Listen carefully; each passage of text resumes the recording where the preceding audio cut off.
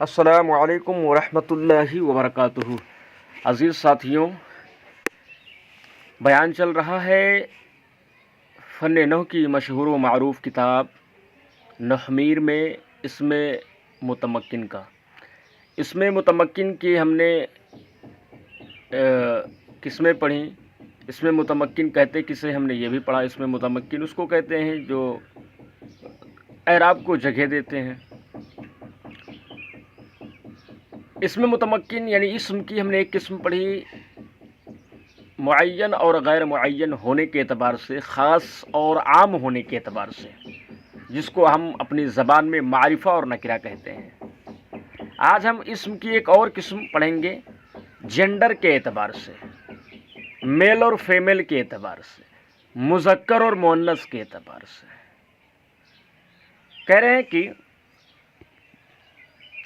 بدا کی اسم بر دو صنف است، جان لو کہ اسم دو قسم پر ہے، مذکر و مؤنث، مذکر اور مؤنث۔ مذکر است کی در او علامت تانیث نباشد، مذکر است کی در او علامت تانیث نباشد، مذکر وہ ہے کہ جس میں علامت تانیث نہ ہو۔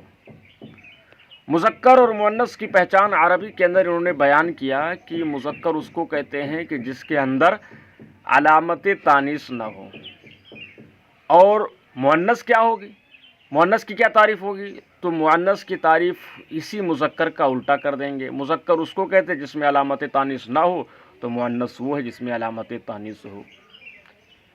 اب سوال یہ ہوتا ہے کہ علامت تانیث ہیں کتنے، کون کون سے ہیں، وہ کون کون سے علامت ہیں جن سے ہم یہ پہچانیں گے کہ یہ مذکر ہے، یہ مؤنث ہے؟ تو یاد رکھیے دوستوں کہ علامت تانیث عربی زبان کے اندر 4 ہیں۔ نمبر 1 گول تا، تا جیسے کہ امراتن میں آتا ہے، طلحتو میں آتا ہے، فاطمتو میں آتا ہے، خدیجتو میں آتا ہے۔ اور نمبر 2 الف مقصورہ جیسے حبلا،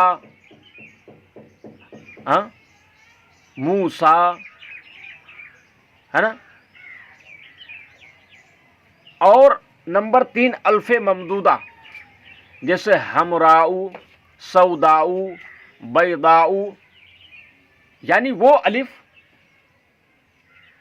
کہ جس کے بعد حمزہ ہو اس کو الف ممدودہ کہتے ہیں۔ تو پہلی علامت گول تا، دوسری علامت الف مقصورہ، اور تیسری علامت ہے الف ممدودہ، اور چوتھی علامت ہے تائے مقدرہ۔ یعنی وہ تا لفظوں میں تو ظاہر نہیں ہوگی، لیکن وہ تا اس کے اندر مقدر مانی جائے گی، اس کے اندر مقدر ہوگی۔ جیسے اردن، اردن کے اندر تا مقدر ہے، لفظوں میں تو کہیں اردن میں تا نہیں دکھ رہی ہے، لیکن حقیقت یہی ہے کہ اس کے اندر تا مقدر ہے۔ اب سوال یہ ہے کہ آپ کے کہہ دینے سے تھوڑی مان لیا جائے گا کہ اس کے اندر تا مقدر ہے، اس پر کوئی دلیل ہے؟ ارے ہاں، اس پر دلیل یہ ہے کہ آپ اس اردن کی تصغیر لے کر آؤ۔ اس اردن کی تصغیر اریضتن ہے، تو جس کلمے کی اصل آپ کو نکالنا ہے، جاننا ہے، آپ اس کلمے کی تصغیر لے آئیے تو آپ کو اس کلمے کے اصل کے بارے میں پتہ چل جائے گا۔ تو اردن کی اصل اریضتن، یعنی تا کیسے معلوم ہوا کہ اس کی جو تصغیر آتی ہے وہ اریضتن آتی ہے؟ تو وہاں پر تا ہے، یہاں پر تا نہیں ہے، کسی عارض کی بنیاد پر نہیں دکھ رہی ہے کسی وجہ سے، لیکن یہاں پر ہم تا کو مقدر مانیں گے۔ تو یہ 4 علامتیں بتائی گئی ہیں۔ فرماتے ہیں اسم بر دو صرف است، اسم 2 قسم پر ہے، مذکر و مؤنث۔ مذکر آنس کی در او علامت تانیث نباشت، مذکر وہ ہے کہ جس میں علامت تانیث نہ ہو، چوں رجلن جیسے کہ رجلن۔ اب یہاں پر دیکھیں نہ تو گولتا ہے، نہ الف مقصورہ ہے، نہ الف ممدودہ، اور نہ ہی اس کے اندر تا مقدر ہے۔ وہ کیسے؟ کیونکہ اگر ہم اس کی تصغیر لائیں گے تو اس کی تصغیر آئے گی رجیلن، اور وہاں پر بھی تانیث نہیں ہے۔ وہ مؤنث آس کی در او علامت تانیث باشد، اور مؤنث وہ ہے کہ جس میں علامت تانیث ہو، چوں امراۃن، جیسے کہ امراۃن یہاں پر بولتا ہے. وہ علامت تانیث چہار است، اور علامت تانیث چار ہے. تا چوں طلحتو، تا جیسے کہ طلحتو یعنی تائے ملفوظہ جو لفظوں میں ہے، یہ یہاں پر یہ.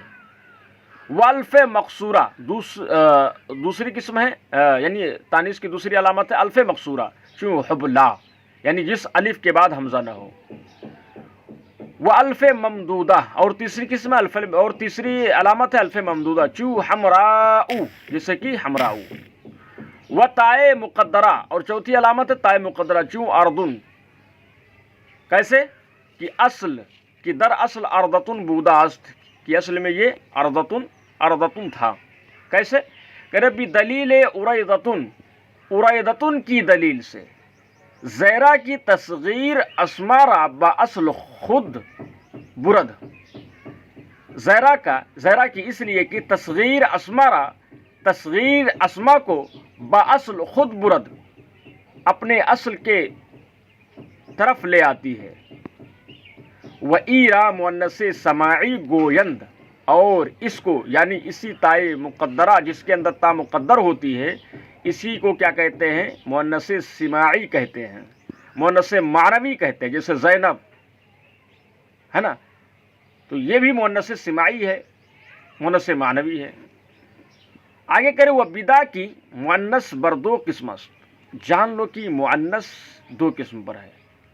پہلے تو مذکر و مؤنث کی تعریف کی ہے، اب اس مؤنث کی دو قسم بیان کر رہے ہیں، حقیقی و لفظی. حقیقی اور لفظی. حقیقی کسے کہتے ہیں؟ حقیقی اس مؤنث کو کہتے ہیں کہ جس کے مقابل میں کوئی حیوان مذکر ہو، یعنی حیوان حیون جاندار ہو اور مذکر ہو. تو مؤنث حقیقی اسی مؤنث کو کہتے ہیں کہ جس کے مقابل میں کوئی جاندار مذکر ہو، اور مؤنث لفظی اس کو کہتے ہیں کہ جس کے مقابل میں کوئی جاندار مذکر نہ آئے.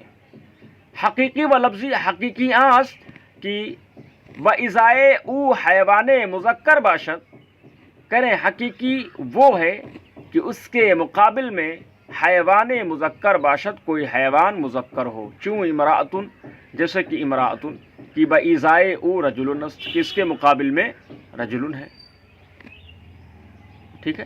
و ناقتن کی با ازائے او جمل است، اور ناقتن کس کے مقابل میں جمل ہے، یعنی اونٹنی کے مقابل میں اونٹ ہے اور امرت کے مقابل میں مرد ہے. تو ایسے مؤنث کو مؤنث حقیقی کہتے ہیں. و لفظیات کی با ازائے او حیوان مذکر نباشد، اور لفظی وہ ہے کہ اس کے مقابل میں کوئی حیوان مذکر نہ ہو، چوں ظلمتن و قوتن، جیسے کہ ظلمتن اور قوتن، تو اس کے مقابل میں کوئی حیوان مذکر نہیں ہے.